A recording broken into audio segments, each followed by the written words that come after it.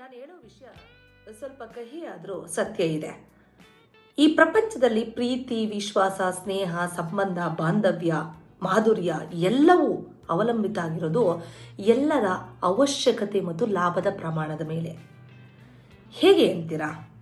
ಈಗ ನೋಡಿ, ಒಬ್ಬ ಗಂಡ ಹೆಂಡತಿಯನ್ನು ಪ್ರೀತಿ ಮಾಡೋದು ಆಕೆಯ ಸೌಂದರ್ಯ ಮತ್ತು ಆರೈಕೆ, ಆಕೆ ಎಷ್ಟರ ಮಟ್ಟಿಗೆ ನನ್ನ ಕೇರ್ ಮಾಡ್ತಾಳೆ, ಎಷ್ಟು ಬ್ಯೂಟಿಫುಲ್ ಆಗಿದ್ದಾಳೆ, ನನಗೆ ಅವಳು ಸೂಟ್ ಆಗ್ತಾಳ ಅನ್ನೋದ್ರ ಮೇಲೆ.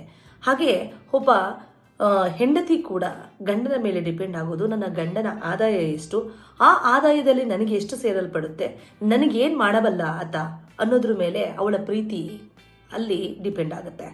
ತಂದೆ ತಾಯಿಗಳು ಅಷ್ಟೇ, ಮಕ್ಕಳು ನಮ್ಮನ್ನು ಯಾವ ಮಟ್ಟಕ್ಕೆ ಸಾಕ್ತಾರೆ, ಗಂಡ್ಮಕ್ಳು ಸಾಕ್ತಾರ, ಹೆಣ್ಮಕ್ಳು ಸಾಕ್ತಾರ, ನೋಡ್ಕೋತಾರ, ಬಿಡ್ತಾರ, ವಯಸ್ಸಾದ್ಮೇಲೆ ಇವರ ಮನಸ್ಥಿತಿ ಏನು, ಅದನ್ನು ಅವಲಂಬಿಸಿ ಇತ್ತೀಚಿನ ದಿನಗಳಲ್ಲಿ ತಂದೆ ತಾಯಿ ಕೂಡ ಕ್ಯಾಲ್ಕುಲೇಟ್ ಆಗೋದಕ್ಕೆ ಪ್ರಾರಂಭ ಮಾಡಿಬಿಟ್ಟಿದ್ದಾರೆ. ಮಕ್ಕಳು ಆಫ್ಕೋರ್ಸ್ ಅದಕ್ಕಿಂತ ಡಬಲ್ ಬಿಡಿ, ಅವರು ತಂದೆ ತಾಯಿ ಎಷ್ಟು ಪ್ರಾಪರ್ಟಿ ಮಡಗಿದ್ದಾರೆ, ನಮ್ಗೆ ಯಾವಾಗ ಕೊಡ್ತಾರೆ, ಇವಾಗ ನಾವು ಅಪ್ಡೇಟು ಈ ವರ್ಷ ಈಗ ನಮಗೆ ಸಡನ್ ಬೇಕು ಅಂದರೆ ಕೊಡ್ತಾರಾ, ಇಲ್ಲ ನಮ್ಮ ಮಕ್ಕಳು ಕಾಲಕ್ಕೆ ಕೊಡ್ತಾರಾ, ಎಷ್ಟು ಕೊಡ್ತಾರೆ, ನನಗೇನು ಯೂಸು ಅದರಿಂದ, ಈ ರೀತಿಯ ಮನೋಭಾವನೆಯನ್ನು ಮಕ್ಕಳು ಕೂಡ ಬೆಳೆಸ್ಕೊಂಡಿದ್ದಾರೆ.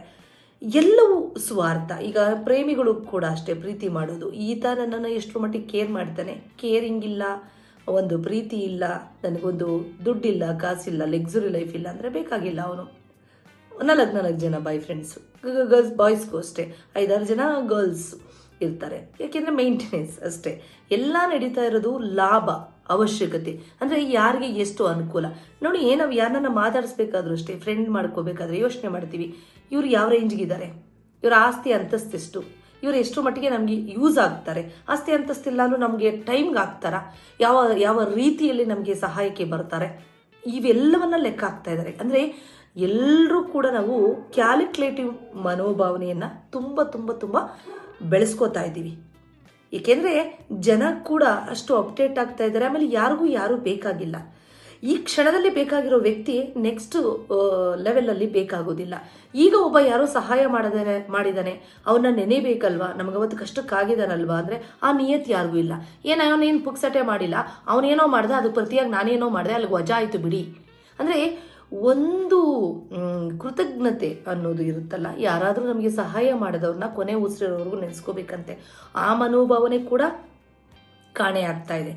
ಏನಿದ್ರು ದುಡ್ಡು, ವ್ಯವಹಾರ, ವ್ಯಾಪಾರ, ನನ್ನ ಲೆವೆಲ್ ಏನು, ನನ್ನ ಸ್ಟೇಟಸ್ ಏನು, ನಾನು ಏನು ಮಾಡಬಲ್ಲೆ, ನಾನು ಎಷ್ಟು ಖುಷಿಯಾಗಿರಬಲ್ಲೆ, ಅಷ್ಟು ಸ್ವಾರ್ಥಕ್ಕೆ ಜನ ಬಿದ್ದುಬಿಟ್ಟಿದ್ದಾರೆ. ಮತ್ತು ಟೈಮ್ ಇಲ್ಲ, I don't have any time for you ಅನ್ನೋದು ಒಂದು ಲೆವೆಲ್ ಆಗೋಗಿದೆ. ಏಕೆಂದರೆ ಸುಮ್ಮನೆ ನನಗೆ ಯಾಕೆ ಟೈಮ್ ವೇಸ್ಟ್ ಮಾಡಬೇಕು ನಿನ್ನ ಜೊತೆ, ನಿನ್ನಿಂದ ನನಗೇನು ಯೂಸು, ನಾನು ಯಾಕೆ ಅಷ್ಟೊತ್ತು ಮಾತಾಡಬೇಕು, ನನಗೇನು ಯೂಸು ಅಂದರೆ ಕ್ವಶನ್ ಮಾರ್ಕ್ ಬರ್ತಾ ಇದೆ. ಯಾರು ಕಾಲಹರಣ ಮಾಡ್ತಿಲ್ಲ, ಅದು ಒಂಥರ ಖುಷಿನೇ. ಕಾಲಹರಣ ಆಗಬಾರದು ಅಲ್ವಾ? ಆದರೆ ಕಾಲಹರಣ ಆಗ್ತಿಲ್ಲ ಅಂದರೆ ಮಾನವೀಯತೆ ಗುಣಗಳನ್ನೆಲ್ಲ ನಾವು ಸಾಯಿಸಿ, ಒಂದು ಯಾರ ಬಗ್ಗೆನೂ ಕೇರ್ ಇಲ್ಲದೆ ಅಥವಾ ಬೇರೆಯವರ ಸ್ಥಾನದಲ್ಲಿ ನಾವು ನಿಂತ್ಕೊಂಡು ಯೋಚನೆ ಮಾಡಬೇಕನ್ನೋ ಒಂದು ಪರಿಕಲ್ಪನೆ ಕೂಡ ನಮಗಿಲ್ಲದೆ ಸ್ವಾರ್ಥವಾಗಿ ನಮಗೆ ನಾವೇ ಯೋಚನೆ ಮಾಡುವಂತಹ ಪರಿಸ್ಥಿತಿ ಬಂದ್ಬಿಟ್ಟಿದೆ.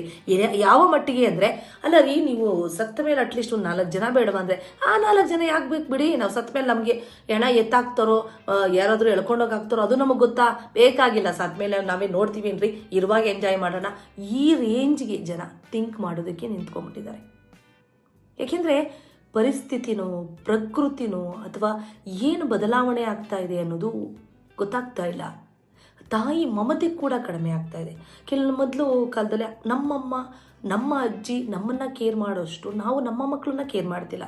ನಾನು ಆಫೀಸಲ್ಲಿ ಬ್ಯುಸಿ ಇದ್ದೀನಿ ಹೋಗಪ್ಪ, ಅಥವಾ ನಾನು ಯಾವುದೋ ಒಂದು ವಿಷಯದಲ್ಲಿ ಬ್ಯುಸಿ ಇದ್ದೀನಿ ಹೋಗಪ್ಪ, ಏನಾಯಿತು ನಿಂದು ಪಟ ಮ್ಯಾಟರ್ ಹೇಳಷ್ಟೇ, ನಿನ್ನ ಪುರಾಣ ಎಲ್ಲ ಹೇಳ್ಬೇಡ ಅಂದರೆ ನಮಗೆ ನಾವು ಮಕ್ಕಳನ್ನ ತಾಳ್ಮೆಯಿಂದ ಕೂರಿಸ್ಕೊಂಡು ಅವರು ಹೇಳೋ ಮಾತುಗಳನ್ನು ಗಮನವಿಟ್ಟು ಕೇಳೋವಂಥ ಪರಿಸ್ಥಿತಿಲಿ ಅಮ್ಮಂದಿರಾದ ನಾವು ಕೂಡ ಇಲ್ಲ.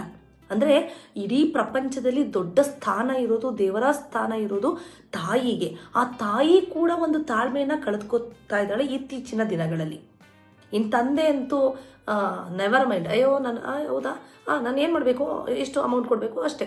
ಅಂದರೆ ಕರ್ತವ್ಯದಿಂದ ಎಸ್ಕೇಪ್ ಆಗೋದು, ಜವಾಬ್ದಾರಿಯಿಂದ ಎಸ್ಕೇಪ್ ಆಗೋದು, ನಮಗೆ ಅವರಿಂದ ಎಷ್ಟು ಅನುಕೂಲ, ಏನು ಅನುಕೂಲ ಅಂದರೆ ನಮಗೆ ನಾವೇ ಎಲ್ಲ ಅನ್ನೋದು ಜಾಸ್ತಿ ಆಗೋಗಿದೆ. ಈ ನಾನು ನಂದೊಂದು ಸ್ವಾರ್ಥ, ಈ ಸ್ವಾರ್ಥ ಮನೋಭಾವನೆ ಎಲ್ಲಿವರೆಗೂ ಮಿತಿ ಮೀರಿ ಬೆಳೆಯುತ್ತೆ ಅಲ್ಲಿವರೆಗೂ ಆತ್ಮೀಯತೆ ಅನ್ನೋದು, ಬಂಧ ಅನ್ನೋದು ಬರೋದಿಲ್ಲ. ನೋಡಿ, ಪ್ರಾಣಿಗಳಿಗೂ ನಮಗೂ ವ್ಯತ್ಯಾಸ ಇಲ್ಲದ ರೀತಿಯಲ್ಲಿ ನಾವು ಬದುಕ್ತಾ ಇದ್ದೀವಿ.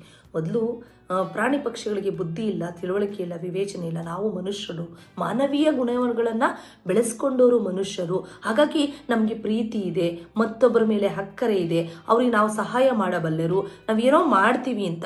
ಅಟ್ಲೀಸ್ಟ್ ಇವಾಗ ಒಂದು ಪ್ರಾಣಿಗಳಿಗಿರುವಂತಹ ದಯೆ, ಕಾರುಣ್ಯ, ಪ್ರೀತಿ, ವಿಶ್ವಾಸ ಅದೆಲ್ಲವೂ ನಮ್ಮಲ್ಲಿ ಸತ್ತೋಗ್ತಾ ಇದೆ. ಇನ್ ಕೇಸ್ ಅವೆಲ್ಲ ಇರಬೇಕು ನಮ್ಮಲ್ಲಿ, ಇಲ್ಲ ನಾನು ಎಕ್ಸ್ಪೆಕ್ಟ್ ಮಾಡ್ತೀನಿ ನೀವು ಅದನ್ನೆಲ್ಲ ರೂಢಿಸ್ಕೊಳ್ಳಿ ಅಂದರೆ ನನಗೇನು ಲಾಭ? ನಿನ್ನ ಮೇಲೆ ನಾನು ಪ್ರೀತಿ ತೋರಿಸ್ತೀನಿ, ಸೊ ನನಗೇನು ಲಾಭ? ನಾನು ನಿನ್ನ ಮೇಲೆ ಕರುಣೆ ತೋರಿಸ್ತೀನಿ, ನನಗೇನು ಲಾಭ? ನಿನ್ನ ಸ್ಥಾನದಲ್ಲಿ ನಾನು ನಿಂತ್ಕೊಂಡು ನಿನ್ನ ಸಮಾಧಾನ ಮಾಡಬೇಕಂದ್ರೆ ಕೌನ್ಸಿಲಿಂಗ್, ಕನ್ಸಲ್ಟೆನ್ಸಿ, ಪೇಮೆಂಟ್ ಕೊಡಿ. ಈ ರೇಂಜ್ಗೆ ಜನ ಬದಲಾಗಿ ದುಡ್ಡು ಅಂದರೆ ಆ ದುಡ್ಡಿಗಿರೋ ಒಂದು ಸ್ಥಾನ, ಮಾನ, ಮರ್ಯಾದೆ ಅದನ್ನು ನಾವು ಕಾಪಾಡಿಕೊಂಡಿರೋ ರೀತಿಗೆ ಮನುಷ್ಯರಿಗೆ ನಾವು ಬೆಲೆ ಕೊಡ್ತಾ ಇಲ್ಲ. ಅದು ಮುಂದೆ ಮುಂದೆ ಹೋಗ್ತಾ ಎಷ್ಟರ ಮಟ್ಟಕ್ಕಾಗುತ್ತೋ ಗೊತ್ತಿಲ್ಲ.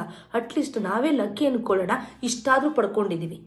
ಇನ್ನು ಮುಂದೆ ಮುಂದೆ ಹೋಗ್ತಾ ಮುಂದಿನ ಜನ್ರೇಷನ್ಗೆ ನಾವೇನಾದರೂ ಇದನ್ನು ಬಿಟ್ಟು ಕೊಟ್ಟು ಬಿಟ್ರೆ, ಅಕ್ಸೆಪ್ಟ್ ಮಾಡ್ಕೊಳ್ತಾ ಹೋದರೆ, ಮೆಚ್ಯೂರಿಟಿ ಮೈಂಡ್ ಇರೋಂಥ ನಮ್ಮಂಥವರು ನಮ್ಮ ಮಕ್ಕಳಿಗೆ ತಿದ್ದಿ ಇಡೀ ಬುದ್ಧಿ ಹೇಳಲಿಲ್ಲ ಅಂದರೆ, ಮಾನವೀಯ ಗುಣಗಳನ್ನು ಕಳಿಸ್ಕೊಡ್ಲಿಲ್ಲ ಅಂದರೆ, ನಿಜಕ್ಕೂ ನಾವು ಮುಂದೆ ತುಂಬ ತುಂಬ ಶೋಚನೀಯ ಪರಿಸ್ಥಿತಿನ ಎದುರಿಸಬೇಕಾಗುತ್ತೆ.